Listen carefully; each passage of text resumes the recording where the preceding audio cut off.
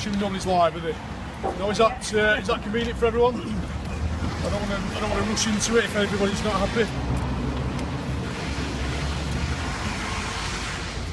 Everybody happy?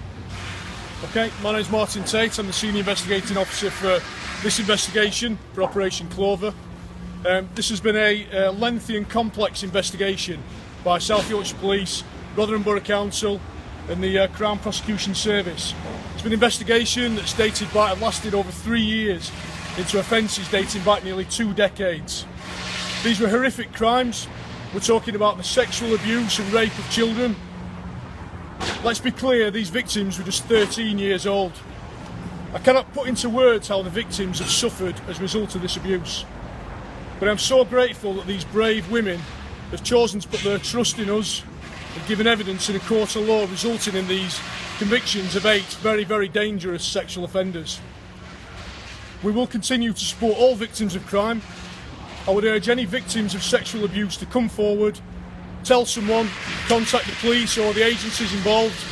We have officers who will listen, support you and work with you to get these prosecutions. Thank you very much. This is Mr. Peter Mann, Head of CPS Complex Caseworker. The Crown Prosecution Service have worked closely with South Yorkshire Police for over 2 years to bring these defendants to justice. I would first of all like to pay tribute to the victims who've shown tremendous bravery in coming forward and helping us build a strong prosecution case to put before the court, resulting in the jury convicting all of the defendants of every count.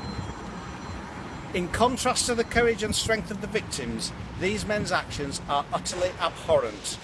They waged a campaign of sexual violence and intimidation against young girls in the Rotherham area 13 years ago. Their victims were targeted, sexualised and in some cases subject to degrading and violent acts. Sagir Hussain in particular took a leading role in befriending the young girls and in the case of one victim passed her on to his friends, brother and other associates, assisted in various ways by the other defendants. We'll continue to work closely with the police to prosecute these complex and sensitive cases and obtain justice for the victims of such appalling crimes. Thank you, Peter.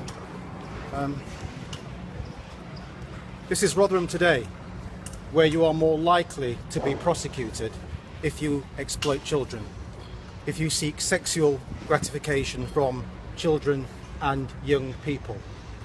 This is another landmark case, a complex and legally challenging case, and much credit is due to the Crown Prosecution Service, to DCI Martin Tate and his wonderful team, workers at Rotherham Borough Council, across our local health services economy, and of course our colleagues in the voluntary sector who are all working towards the same endeavour. But the lion's share of praise is reserved for victims and survivors of CSE and their families. One of the families central to this case I know quite well. They have been to hell and back over the past 14 years. I have been exposed to some of their pain, a mere snapshot, but I cannot imagine what it's like to walk in their shoes.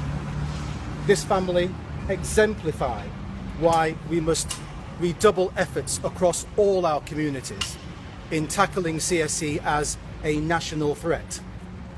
Their daughter was not the product of a broken home, nor was she brought up in the care system, evidently. Parents and grandparents worked hard in the family business to support their family and to raise their children in the right and proper way, and yet they were ensnared by the grooming process that led to their daughter, their precious daughter, being abused in the most horrific way. This family and others like them should be an inspiration to us all. As I've said previously, if you have been abused past or present, step forward and talk to the Rotherham Partnership today with a renewed confidence. We will support you, we will protect you, and we will work hard together to ensure that your abusers are brought to justice. Thank you. Awesome.